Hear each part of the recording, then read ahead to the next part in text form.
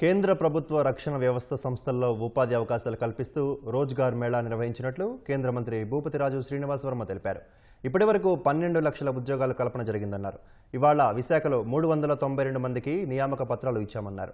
విశాఖ ఉక్కుపై కేంద్రం ప్రత్యేక దృష్టి పెట్టినట్లు శ్రీనివాస్ వర్మ తెలిపారు. కేంద్రం పాలసీకి విరుద్ధంగా పోరాట ఒత్తిడితో ప్యాకేజీ ఇచ్చామన్నారు. స్టీల్ ప్లాంట్లో సిఐఎస్ఎఫ్ సిబ్బందిని తగ్గించామన్నారు. ఆర్థిక భారం తగ్గించే యోచనలోనే నిర్ణయం తీసుకున్నామని శ్రీనివాస్ వర్మ తెలిపారు. పునరుద్ధరించాలని యావత్ ఆంధ్రప్రదేశ్ లోకం ప్రజలు కూడా కోరుకున్నారు.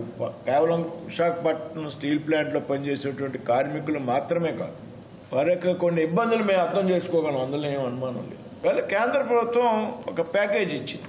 ప్రభుత్వ పాలసీకి విరుద్ధంగా గౌరవ ప్రధానమంత్రి గారు నరేంద్ర మోడీ గారు, ఆర్థిక మంత్రి వర్యులు శ్రీమతి నిర్మలా సీతారామన్ గారు ఈ ప్యాకేజ్ సాధించడంలో మేమంతా కూడా చాలా కష్టపడేసి కన్విన్స్ చేసేటువంటి విషయంలో రాష్ట్ర ముఖ్యమంత్రి గారు కానీ, పవన్ కళ్యాణ్ గారు కానీ, స్టీల్ శాఖ మంత్రిగా ఉన్నటువంటి నేను కానీ, ముఖ్యంగా మా కేబినెట్ మంత్రిగా ఉన్నటువంటి కుమారస్వామి గారు కానీ, నేను కుమారస్వామి గారి బాధ్యతలు స్వీకరించాక తొలి 6 నెలల్లోనే మేమిద్దరం కూడా విశాఖపట్నం వచ్చి 2 రోజులు ఉండి సమస్యల్ని అవగాహన చేసుకుని, అర్థం చేసుకుని, కార్మిక సంఘాలతో చర్చించి, ఉద్యోగులతో చర్చించి, అధికారులతో చర్చించి దీన్ని ఏదో విధంగా దీన్ని కాపాడాలనేటువంటి లక్ష్యంతో మేమంతా కూడా ప్రయత్నం చేసాం. కాబట్టి తప్పనిసరిగా రాబోయేటువంటి రోజుల్లో విశాఖ స్టీల్ ప్లాంట్ చక్కగా నడుస్తుందనేటువంటి ఆశ మాకైతే ఉన్నది.